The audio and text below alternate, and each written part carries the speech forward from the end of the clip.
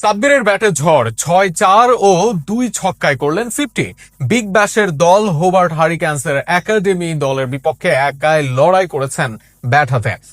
যেখানে শামীম, ইরফান, সোহান, জিসানরা ঠিক মতো দাঁড়াতেই পারেননি, সেখানে ব্যাট হাতে বাজিমাত করেছেন সাব্বিরের 50 ও বাংলাদেশের জয় নিয়ে থাকছে প্রতিবেদনা।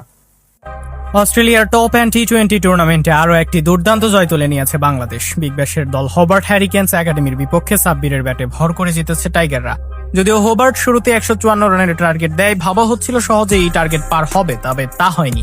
হাবিবুর রহমান সোহান 4, জিসান 9 ও আরিফুল 4 করে বিদায় নিলে চাপে পড়ে বাংলাদেশ। এরপর সাব্বির খেলায় হাল ধরলেও বিদায় নেন অধিনায়ক ইরফান শুক্কুর, তিনিও করেন 4 রান। পাটোয়ারি রয়েশ 24 বলে 16 করলেও ততক্ষণে 36 বলে অর্ধশতক তুলে নেন সাব্বির। শেষমেশ আউট হবার আগে 45 বলে 2 6 আর 6-4-এ 59 রান করেন তিনি। বাকি পথটা পাড়ি দিয়েছেন মেহরব সাকলাইনরা। তবে নিজেদের দ্বিতীয় ম্যাচে আগে টস দিয়ে প্রথমে ফিল্ডিং এর সিদ্ধান্ত নেয় বাংলাদেশ। এইচপি শুরু ওভারেই দলকে উইকেট এনে দেন আবু হায়দার রানি। সাজঘরে ফেরেন জ্যাক ডোরানকে। তারপরের ওভারে মোহাম্মদ রুবেল স্বীকার করেন নিভেথান রাধাকৃষ্ণকে। প্রতিরোধ গড়ে তোলার চেষ্টায় ব্র্যাডলি হুপ ও টিগুই বুয়েলি 38 রানের জুটি করলে তা ভাঙেন আব্দুল গাফার সাকলাইন।